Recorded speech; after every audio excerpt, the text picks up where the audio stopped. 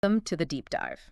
You've probably seen the headlines. April 5th is looming large for TikTok here in the US. It really is. Will it be banned from your phone, sold to a new owner, or maybe find some other way to survive? That's the crucial question we're digging into for you today. It really feels like a moment of truth for a platform that's become, well, such a fixture in our digital lives. I mean, think about it. 170 million of you in the U.S. alone are using TikTok. It's just a staggering number. Absolutely. And this isn't coming out of nowhere, is it? You might recall previous efforts to address concerns around TikTok. Right, under the previous administration. But this time feels different, yeah. Yeah. With Congress setting this firm April 5th deadline.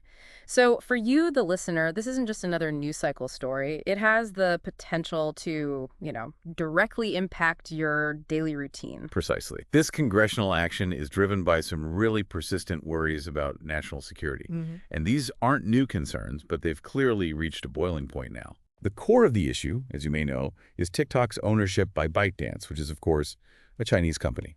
Okay, let's unpack what that actually means for you listening. When we hear national security concerns, what are the specific worries that have lawmakers so focused on this particular app? It's got to be more than just another social media platform, apparently. Well, what's fascinating here is the type of data a platform like TikTok collects from you.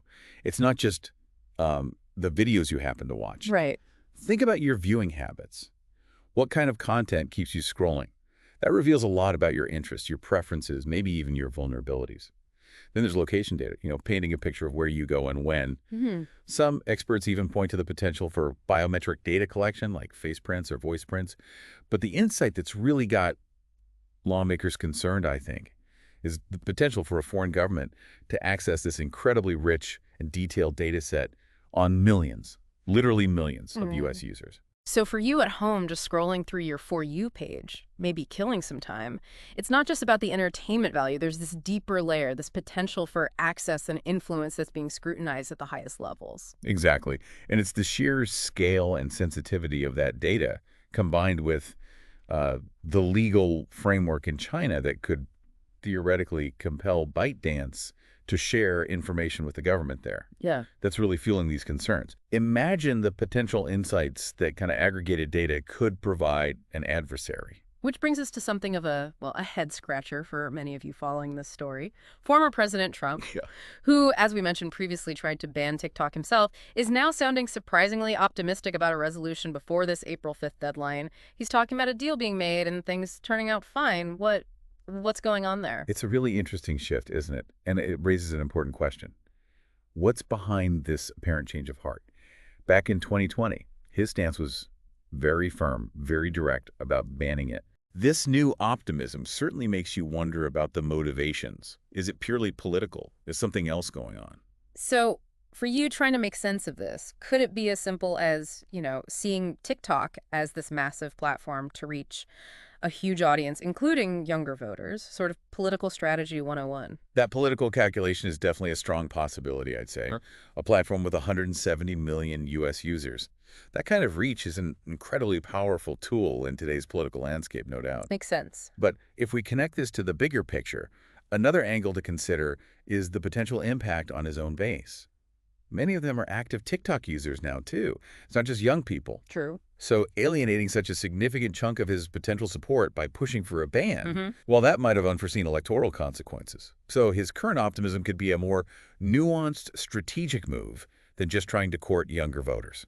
It's high-stakes maneuvering happening right out in the public eye. Okay, so for you keeping track at home, we've got this looming deadline, serious national security worries about your data, potentially, and a former president suddenly sounding quite positive. Let's get down to brass tacks then. What are the actual possibilities here as April 5th gets closer and closer? Well, the core demand that Congress has laid out is quite clear.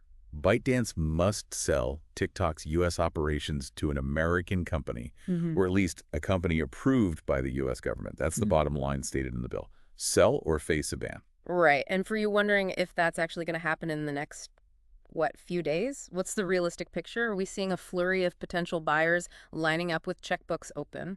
That's the crux of the issue, really. As it stands right now, there's no publicly confirmed buyer. Yeah. And ByteDance itself has stated pretty clearly they aren't in any advanced negotiations for a sale of the U.S. operations specifically. And Even if a deal were to suddenly appear, like tomorrow, Hmm. think about the sheer scale of this. You're talking about due diligence, massive legal and regulatory hurdles, both here and potentially in China, and the actual technical transfer of a complex global operation.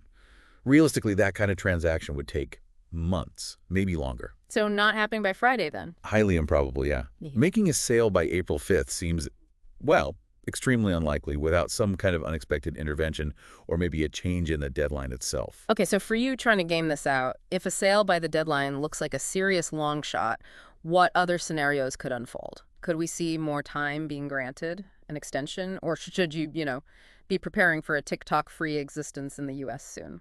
An extension is certainly on the table, theoretically. Congress could decide to push back the deadline if, say, there were suddenly credible signs of progress on a sale, Yeah. or perhaps if legal challenges start to gain serious traction very quickly. However, the current law sets a firm date. So another very real possibility is intervention by the courts. If a sale doesn't happen and the ban mechanism kicks in, legal challenges are almost guaranteed. You'd expect users, creators, maybe even TikTok itself to argue their First Amendment rights or other rights are being violated. And the courts could step in? The judiciary could definitely step in, yes. They could issue temporary restraining orders or injunctions, effectively pausing the ban while these complex legal battles play out, which could take a long time. It sounds like a really complicated legal and logistical puzzle, doesn't it? And all the while, just for you to understand the broader context here, the Biden administration appears to be largely in agreement with Congress on the potential risks. This isn't just one party pushing this. That bipartisan consensus is a really significant point for you to note. It highlights the depth of the concern across the political spectrum in Washington. There seems to be a broad agreement, at least among lawmakers who voted for the bill, that the potential national security risks outweigh the benefits of allowing TikTok to operate under its current ownership structure. So let's consider the real-world impact for you, the user. If TikTok were to actually vanish from U.S. app stores, we're talking about a massive community, 170 million people, and a huge part of the online landscape. What would the consequences really be? Oh, the impact would be substantial, no question, and felt across many areas of the digital world you inhabit. For the content economy, like you mentioned, it could be devastating. Think about the creators, the influencers, the small businesses who rely on TikTok to connect with you, to build their brand, to make a living. Yeah, a lot of people have built careers there. Absolutely. Yeah. Many have built their entire online presence and income streams primarily on this platform. A ban could essentially pull the rug out from under them overnight. We'd likely see a scramble to other platforms, Instagram Reels, YouTube Shorts, etc., but replicating TikTok's incredibly effective algorithm. The magic sauce. Exactly. The way it understands user preferences and rapidly distributes content in such a unique, almost addictive way that won't be easy for creators or other platforms to replicate quickly. And for you, the individual user, 170 million people suddenly losing access to an app you might use every single day for entertainment, maybe for news, connecting with others, that's bound to cause some serious disruption and, frankly, frustration. Absolutely. You can anticipate a significant outcry from users, Uh-huh. potential online protests, hashtag campaigns, and, as we touched on earlier, almost certainly legal challenges arguing for your right, the user's right, to access the platform and its information. For many of you listening, TikTok isn't just a source of funny videos or dance challenges. It's become a place to get news, sometimes primary news source, find community, share information, even engage in activism or political discourse. Its sudden disappearance would be keenly felt by a huge segment of the population, especially younger demographics. So as we hurtle towards this April 5th deadline, for you following along, the future of TikTok in the U.S. is still very much up in the air, uncertain. While Trump's optimistic statements might grab headlines, the practical hurdles to a quick sale seem, well, immense. That's a fair assessment, I think.